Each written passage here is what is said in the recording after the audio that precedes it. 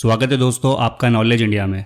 Chandrayaan 3 Aditya L1 और उसके बाद इसरो का एक और नया कारनामा, नासा को कड़ी टक्कर देने की राह पर चल पड़ा है। इसरो बना रहा है अपना न्यूक्लियर रॉकेट। अब सिर्फ चांद नहीं, पूरा ब्रह्मांड होगा मुट्ठी में। जी हाँ दोस्तों, भारत का न्यूक्लियर रॉकेट न केवल चांद या मंगल तक नहीं बल्कि यूरेनस, नेपच्यून तक पहुंच सकता है। आखिर ऐसा क्या खास है इस रॉकेट में और ये कैसे काम करेगा, तो आज हम इसी के बारे में इस वीडियो में पूरी डिटेल में बात करेंगे। तो दोस्तों वीडियो को अंत तक जरूर देखना। दोस्तों चंद्रयान 3 के सफलता का जश्न अभी थमा भी नहीं था कि भारत ने आदित्य L1 को लॉन्च करके अपने कदम सूरज की ओर बढ़ा लिए और अब सूरज को फतह करने से पहले ही इसरो के नए मिशन की खबरें बाहर आने लगी है। और भारत का ये मिशन, जिसे इसरो नासा और चीन के टक्कर में ला खड़ा कर देगा, क्योंकि इस बार भारत खुद का अपना न्यूक्लियर रॉकेट डेवलप कर रहा है। जी हाँ दोस्तों, अब तक आपने PSLV, GSLV रॉकेट के बारे में ही सुना होगा।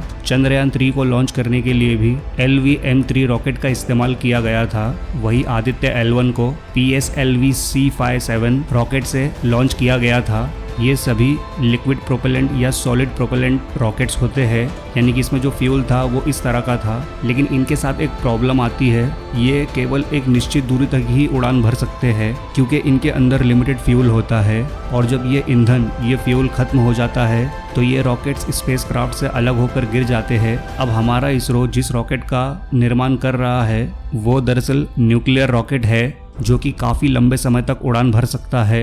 आपने नासा के वॉयजर स्पेसक्राफ्ट के बारे में तो सुना ही होगा, जिसे 1977 में पृथ्वी से छोड़ा गया था और आज ये सोलर सिस्टम को पार करके इंटरस्टेलर स्पेस में पहुंच चुका है। वॉयजर 1 अब पृथ्वी से 15 बिलियन माइल्स यानी कि 24 बिलियन किलोमीटर दूर है।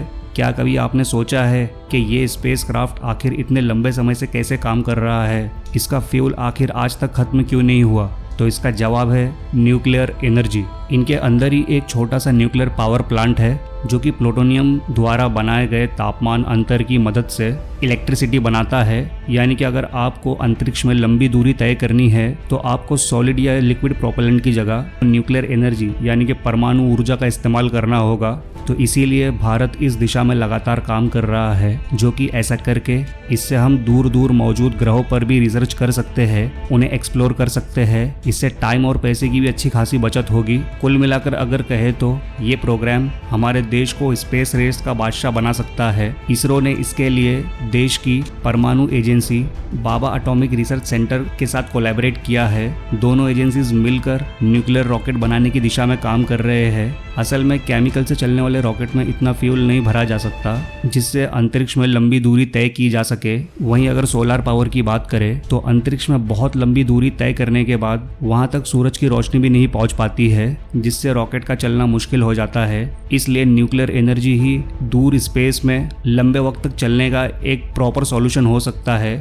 यहीं से एक कॉन्सेप्ट आता है RTG का, रेडियो थर्मल जनरेटर का। नासा काफी लंबे समय से इन पर काम कर रहा है। रेडियो थर्मल जनरेटर असल में काम करते हैं रेडियो एक्टिव मटेरियल पर। यह न्यूक्लियर रिएक्टर से अलग होता है। न्यूक्लियर रिएक्टर में प्रोटॉन न्यूट्रॉन एक दूसरे के साथ कोलाइड करते हैं कि जिससे न्यूक्लियर फिजन की प्रोसेस होती है। यहाँ जो रेडियो एक्टिव रिएक्शन होता है वो अलग होता है, जहाँ पेट्रोनियम 238, स्ट्रोंशियम 90 केमिकल कंपाउंड एक दूसरे से रिएक्ट करते हैं। जब ये डीके होते हैं यानी कि जब इनका क्षय होता है तो गर्मी पैदा होती है। इस इंजन में दो हिस्से होंगे, पहला the radio isotope heater unit जिससे गर्मी पैदा होगी, और दूसरा रेडियो थर्मो इलेक्ट्रिक जनरेटर होगा जो इस गर्मी को इलेक्ट्रिसिटी में बदल देगा। इसके बाद ये गर्मी थर्मोकपल में ट्रांसफर हो जाएगी। ये एक ऐसा मटेरियल है जो वोल्टेज पैदा करता है। अगर आपको ये सब समझ नहीं आया तो चलिए इसे आसान भाषा में समझते हैं। मान लीजिए आपके पास एक रॉड है जिसका एक सिरा बहुत गर्म होता है और दूसरा सिरा नहीं होता है,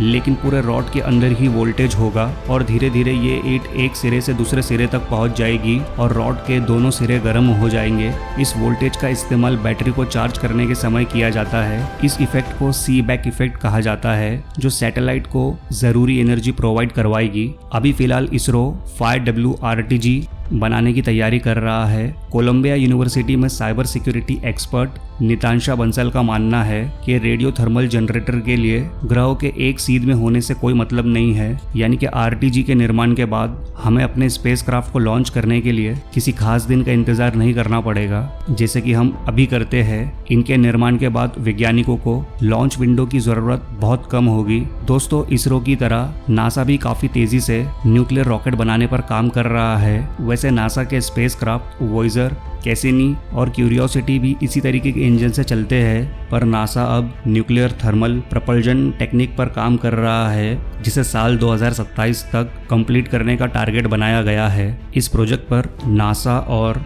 डिफेंस एडवांस रिसर्च प्रोजेक्ट्स यानी कि डार्पा मिलकर काम कर रहे हैं। इस टेक्निक की मदद से मंगल ग्रह पर सिर्फ 45 दिनों में पहुंचा जा सकेगा। इस वक्त मंगल पर पहुंचने के लिए 7 से 8 महीने का समय लगता है। नासा और डार्पा के इस न्यूक्लियर रॉकेट प्रोग्राम ड्रैको की लागत लगभग 4000 करोड़ रुपए है। ड्रैको इंजन में एक न्यूक्लियर रिएक्टर होगा जो हाइड्रोजन को -420 डिग्री फ़ारेनहाइट से लेकर 4400 डिग्री तक गर्म कर देगा, जिसमें थ्रस्ट उत्पन्न करने के लिए नोजल से गर्म गैस की शूटिंग होगी। और इस रॉकेट की ग्रेटर फ्यूल एफिशिएंसी की वजह से मंगल तक की दूरी काफी कम समय में तय की जा सकेगी। लेकिन अभी कुछ मीडिया रिपोर्ट्स में कहा जा रहा है कि न्यूक्लियर रॉकेट को पृथ्वी से लॉन्च करते समय स्टार्ट नहीं किया जाएगा। इन रॉकेट्स को स्पेस में पहुंचने के बाद जब ये पृथ्वी के एटमॉस्फेयर से दूर हो जाए तब इन्हें अंतरिक्ष में स्टार्ट किया जाएगा।